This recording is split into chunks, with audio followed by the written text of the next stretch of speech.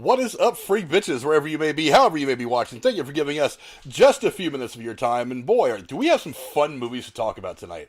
These movies are all about, these are just cult classics. Movies that didn't do so well when they first came out, but over time have made a significant impact on movie making, pop culture, marketing, and everything. And here to talk about some of those awesome movies with me is, as always, the Dowager Countess herself, Lady Cora. How are you doing tonight, ma'am? I'm good. I'm here today. You are here today. The first step is showing up. Yeah. That's the important part. Yes. But it wasn't exactly your fault. There were some traffic issues that were not your fault. So A tractor fire, something that happens in rural America quite often, evidently. yeah, So. you didn't set the fire, so it's hard for you, so it's hard to blame No. you. Okay, but someone who may actually set a fire just to avoid having to come hang out with me is my hetero life mate Jeremy Wolner. What's going on with you, buddy? I don't know if that's exactly true, but I will just plead the fifth and take your word for that. You've set fires for so many other reasons. I burn a lot of bridges. Yes, I will say that. Well, you know, as I said earlier, Right. this show is all about cult movies. Now, what cult movies are? Like I said a minute ago, they're movies that started off kind of small, kind of low budget, not really made to be big blockbusters or significant films, but over time have come to really grasp at least a segment of the population and really become very huge things in pop culture and marketing and the way movies have been shot altogether. I mean, we can probably all think of plenty. I mean, I think we've got 15 different ones that we're each going to talk about, but I mean, really the list is so long of movies that really could be in this category, movies and TV shows, that you can't ignore their significance in filmmaking and in the way that we all enjoy the world. Now, the first one's going to talk about one of hers is Miss Cora. What's the first one you want to talk about today? I'm going to talk about Fight Club, but I also want to begin by saying, when I think of cult classics, I think of movies that have a following, not necessarily having anything to do with how popular it was, but a dedicated fan base that loves everything about it. So that's where my list varied a little bit, and Frank helped me kind of course correct to tie in with everybody else here. But for me, Fight Club was definitely one that stood out to me when I was looking at the lists that other people compiled of movies I would like. Anyways, Fight Club came out months after I graduated high school. Loved this movie myself. I'm a big Ed Norton fan, and it's a weird fucking movie. It's just like a mind fuck, but it's great. I love Helena Bonham Carter. Meatloaf is even in it acting. There's a bunch of weird shit that goes on in this movie, and the twist at the end makes you go, what the fuck? Which I didn't even see coming the first time I saw it. I've seen it maybe 10 times. Probably in the mood to watch it again after talking about it today. A lot of people quote it and make jokes about it, don't talk about Fight Club. So you're already ruining the first rule. You're not supposed to be talking about that. I've been sitting here on the edge, like I'm gonna see it, like, oh, I want to say it, I want to say it, I want to say it. You're already ruining the rule.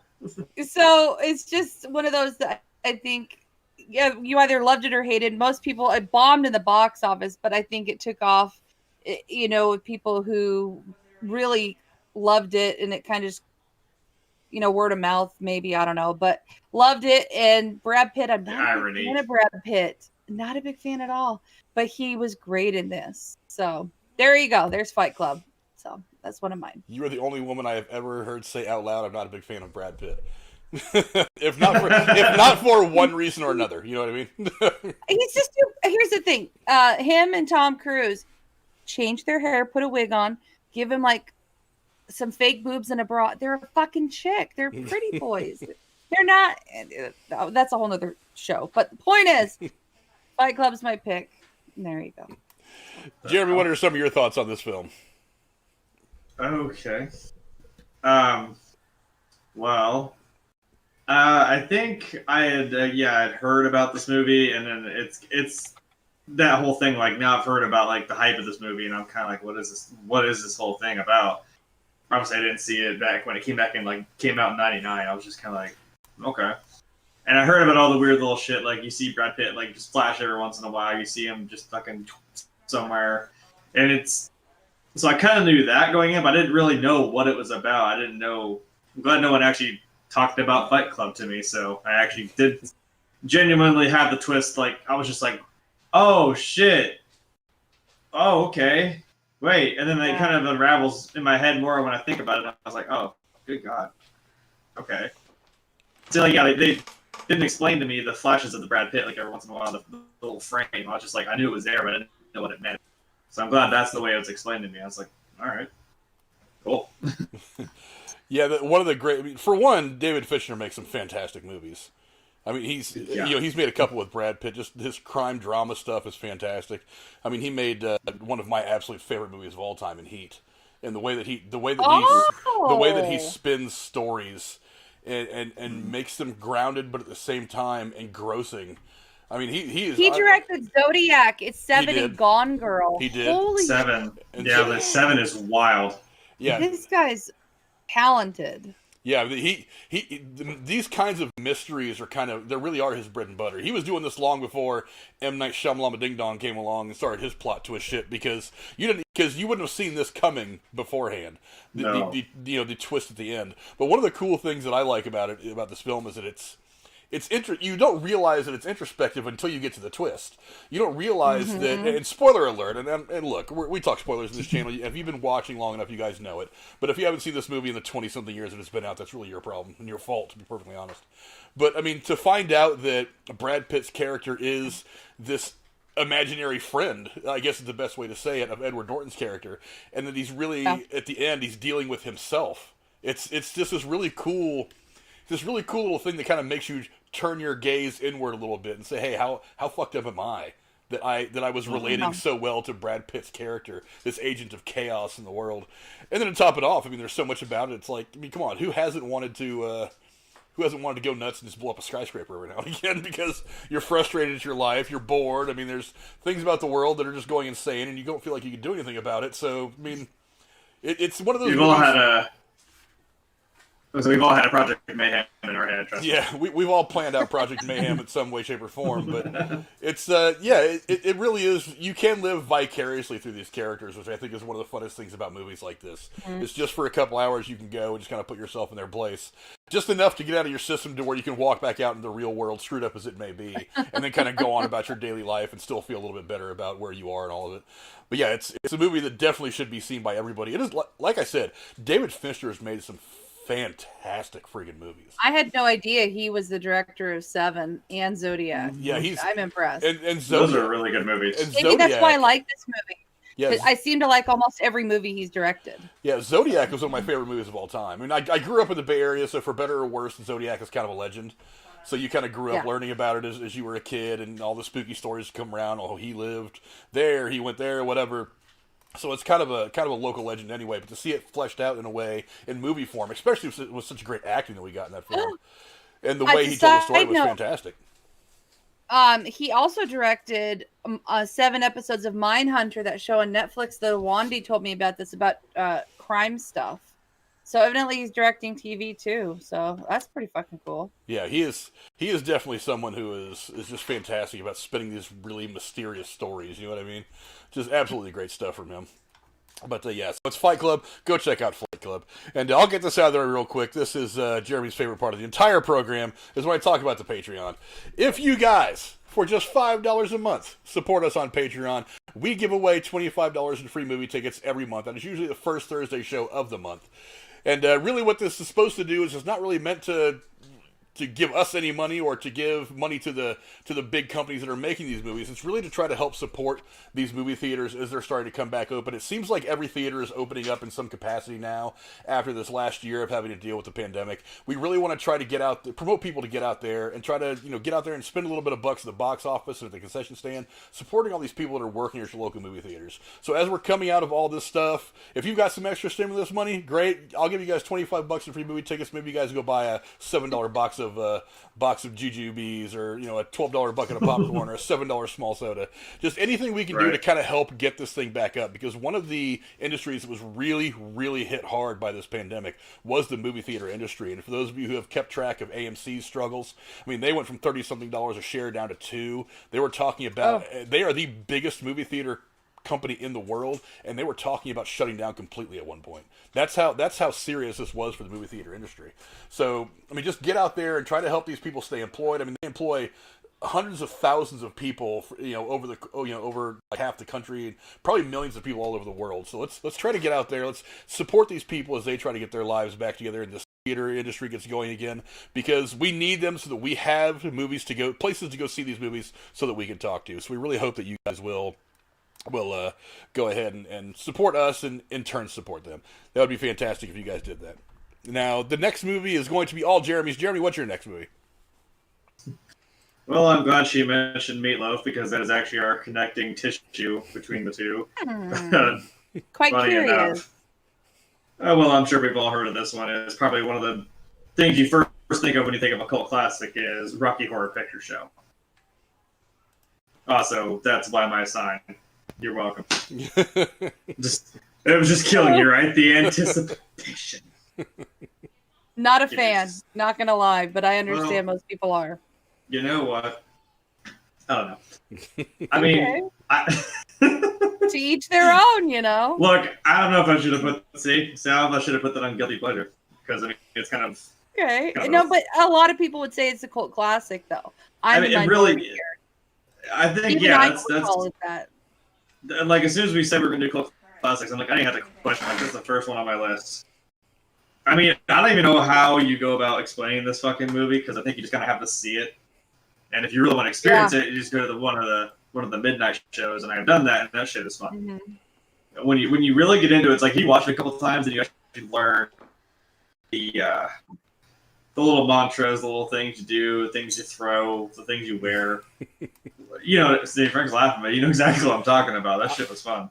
I've been to one midnight showing of this show, and as much as I enjoyed it, I will probably never go back to do it again. I would do it again. Yeah. It was a fucking blast. I don't know.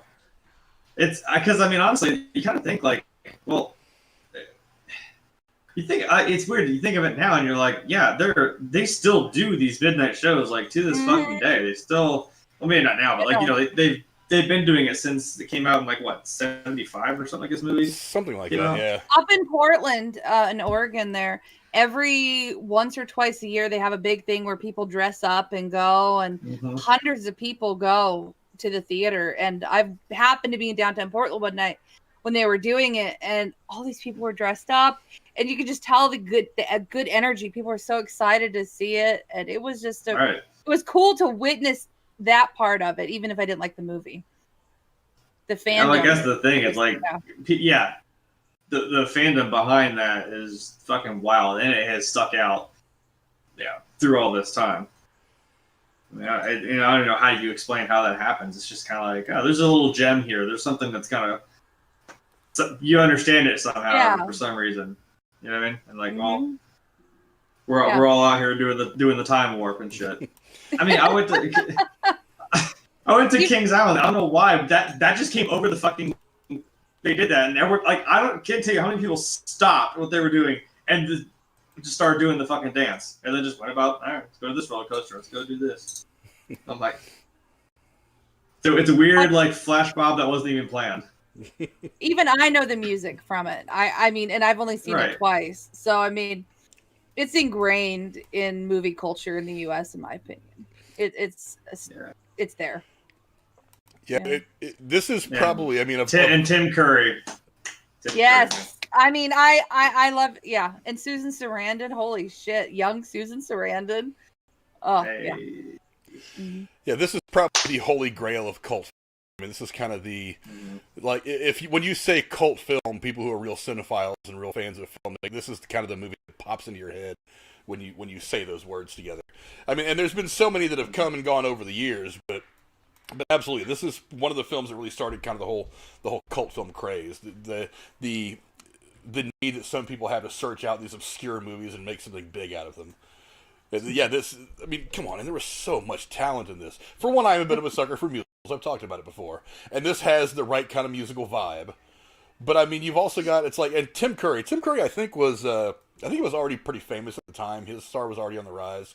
So, I mean, you have him. You have Barry Bostwick and Susan Sarandon, who were very much rising stars at the time in the mid-'70s. And just this kind of weird, eclectic cast of characters was when people had really started to embrace that weird kind of the essence of counterculture of just being different and fun and I can just watch this without really necessarily being involved in dressing up in fishnets and shit like that, putting mad amounts of makeup on and tights and dressing like a weirdo. Hey. It's like, Hey. I mean, again, it was one of those movies that you can kind of live vicariously through. You can live just this outrageous 2 hours and then go home and feel like you haven't done anything too insane with your own life. But on top of that, it's wildly entertaining. I mean, there's no part of this movie that I can look at it and be like, I didn't like that part of the movie. The movie was great, but that part didn't really work for me. It's like every scene in this movie fits. It's got its own little value. It's one of the coolest movies I've ever seen. I actually have the 25th anniversary edition on DVD. Nice. But it is a classic, and like I said, it is the movie that most people think of when they think cult classics. I mean, there's probably others that some people will think of, and they probably wouldn't be wrong. There's probably a lot of validity in what they would think of. But this movie is the crown jewel of cult classic films. And I don't think that there is any other movie where you have like midnight showings, and people will fill that theater up dressed in costume. In costume. Yeah, there's not too many movies where that happens. Yeah, there's not too many movies where that happens 30, 40 years after it came out. Now, you go to see a movie like Star Wars and see people dressed up as like Boba Fett or something like that. But I mean, if those movies came out, but if you like 30, 40, 35 years later, if they release one of those in theaters for a weekend just for fun, you're probably not going to see a lot of people dressing up in full costume. You'll see one or two of the hardcore fans, but I mean, it's almost a requirement when you go see this at the theater to dress in drag and to go throw Frankenfurters at the screen. You know what I mean? It's an experience in and of itself. You got the movie, then you have the experience of going to the movie, which makes it that much more fun. Like I said, I did it one time, and I will probably never do it again because it was quite a bit. But I do love to watch the movie, though. You definitely have to be big into the history of this movie to want to go do stuff like that on a regular basis. Go ahead, Cora. I'd say even I'm not a big fan of the movie because it's just a clusterfuck of crazy stuff going on. So to me, it's just like too much. But That's the point. But even I appreciate the value in its presence in movie history and the acting and the musical value of it. It's just not something I would go to watch, on my own. But I would not watch it if someone I was with wanted to watch it. But so I just want to say, even though I'm not a big fan of it, I have respect for it. Great respect for it. I'm gonna come over right to your house and Dragon Fish and be like, we're watching this fucking movie right now. We're watching this right now. You need to experience it right now. In South Dakota, that would be quite the sight. It might make the newspaper. Yeah. Oh, sweet. Oh no, a really laid back place like that. They probably don't have a lot of midnight showings of Rocky Horror, but boy, that's probably one of the places they need one though. I could start a trend. You could start a trend. Before we go any further, I just want to say what's up to the chat. There's a few people in there right now. We usually start the shows off kind of slow, and they usually build as the night goes on. But we're doing pretty good right now. Casey still has a wrench in my chat anyway, but you guys can go check out what's going to happen to him over in the Derailed podcast Sunday for how that might go for him. TSS, Rainy Viper, a bunch of people in here, and I don't know why my thing is not scrolling up actively right now, but I know there's other people that are probably in here. Thanks a lot for hanging out with us, guys. I really do appreciate it. And with that, I guess it's time to get to my first one. I don't really have anything that's going to shock you, but I tried to go back to some of the movies that I watched as a kid that were wildly popular for us, but since then have, in the last 10 years or so, some of these movies have kind of come back up, and I'm really, really happy to see it. One of them is a movie that, I swear to God, to this day, I will watch this movie and laugh my ass off. And for those of you who are fans of Weird Al Yankovic, you'll know what I'm talking about. The movie is called UHF. Now, it's well, obviously, Cora's got a little bit of familiarity with it. Now, this came out in 1988 or 89, I believe, and basically the plot of the movie is Weird Al's uncle wins a crappy UHF TV station in a poker game and decides to just let him run it because he doesn't really care about it. And like what usually happens when you hand a doofus the keys to a TV station, he ends up turning it to kind of a big deal, which makes him a bit of a thorn in the side to the big local TV guy, and then of course hijinks ensue and all this crazy stuff. Now, for those of you who are fans of Weird Al Yankovic's music, trust me, the guy's good at just about every level of entertaining. He is tremendously hilarious in this movie. Not to mention, you get a lot of really young comedians before they became big.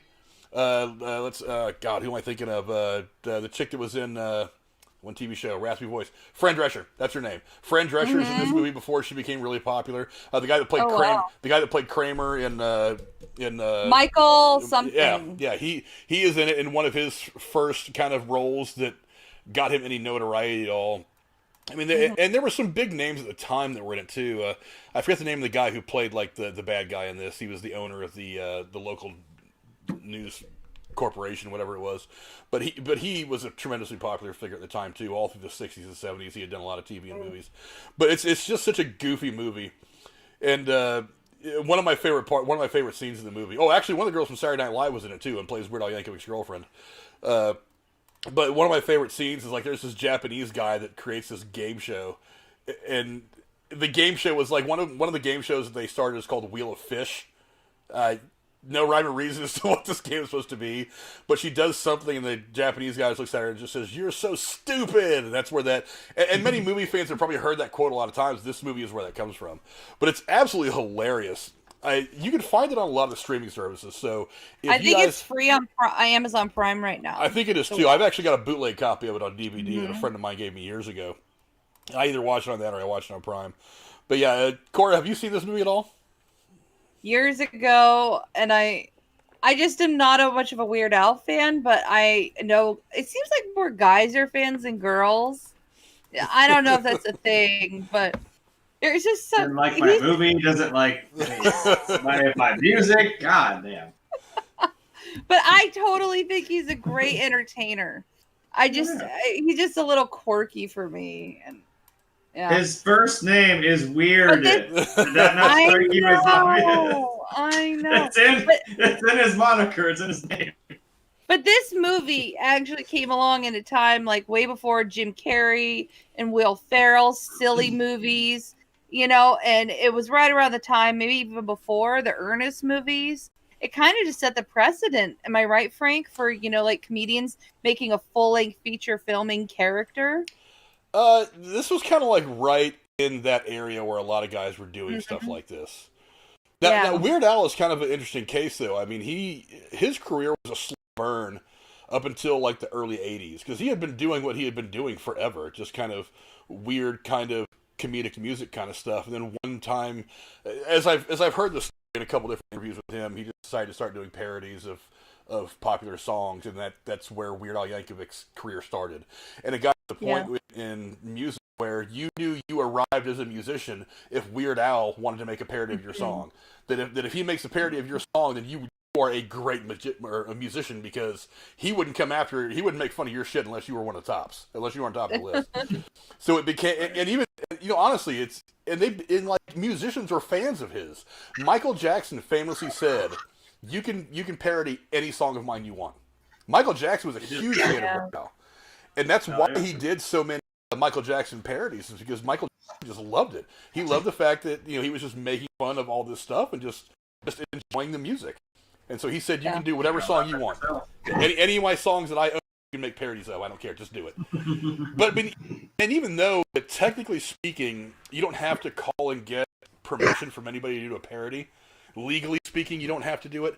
You're still cool enough to call out these guys and say, hey, I want to do a parody of this song. Is it cool? As a matter of fact, the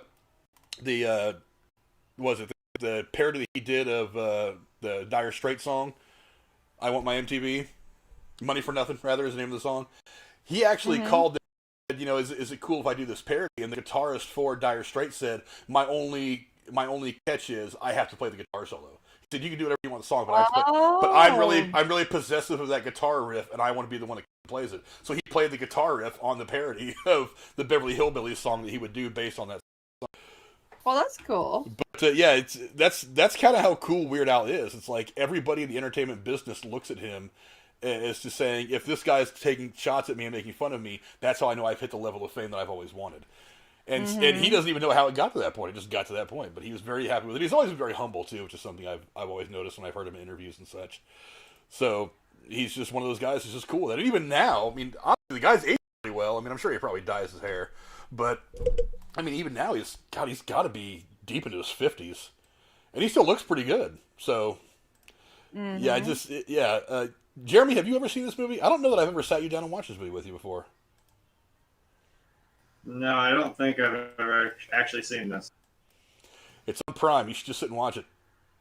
It's absolutely hilarious. So. Yeah, it's absolutely hilarious. I love this movie to death. Since some of us are actually fans of Weird Al. Just giving you I'll shit, take man. the hit. Cor- It's all the right. longer Alright. Cora's around, the longer she's going to learn. The quicker she'll learn, the more she'll learn. The more she'll learn, the longer she's around. She'll catch. Look, you got to give her some time. She's been catching up all the Marvel movies. That in and of itself is a bit of an endeavor. Doctor Strange was fantastic, by the way. It was. Yeah. So, Oh, Doctor Strange. so Well, as, hold on, Frank. You know the big test with you and me though is right. It's not the Marvel universe. It's the universe. That's what the make or break is. we're going to get to that. The Okay. what? Okay. Oh, she doesn't know. Oh, you She child. doesn't Child, know. we're What? gonna learn. We're going to get to that. We're going to get to that. We're gonna break her. Okay. We'll get Okay. to that. Okay. But now I think we're back to Miss Cora's next. Mine is a two-parter. It's Tron and Tron Legacy combined.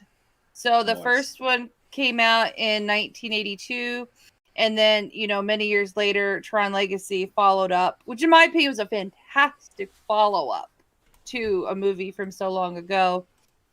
The music and the lights, just drew me in, is just fucking fantastic. And the original, I saw many years ago, and then really liked this story. And then when I was so excited when Tron Legacy came out, and there are a lot of people who are big Tron fans and really wanted another movie, and I'm hoping they'll make a third, who knows. But just, I think a lot of people really love it. I think it's very unique.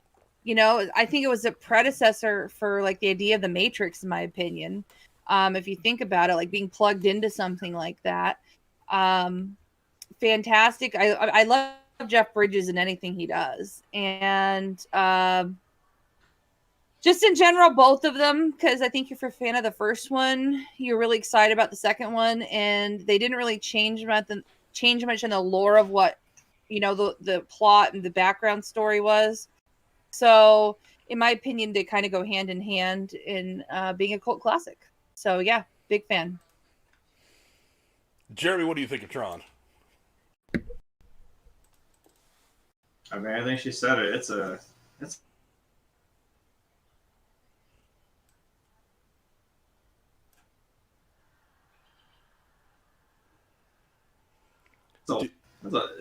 that's something like that in that time period, which is like blew people's fucking minds. And it still holds up pretty well. That's the wild thing. You could watch that shit today and still be just like, holy shit. And it is very, very Matrixy, which is one of my favorite movies.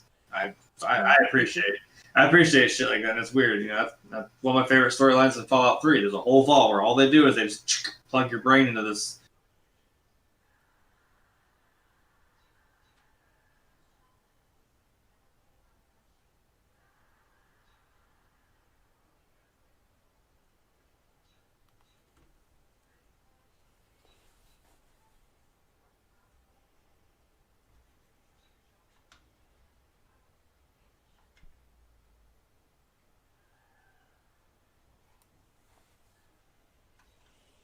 I don't know if you guys can hear me. My stream seems to be getting kind of weird.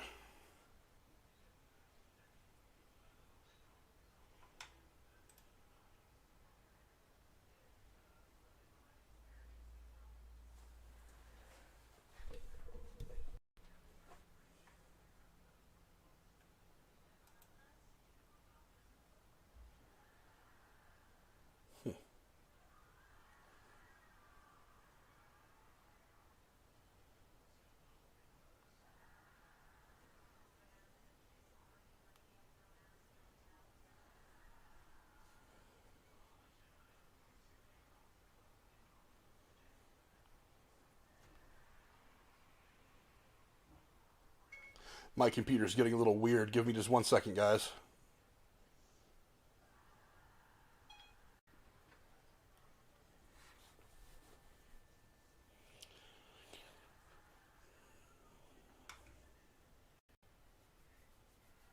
What the fuck is going on here?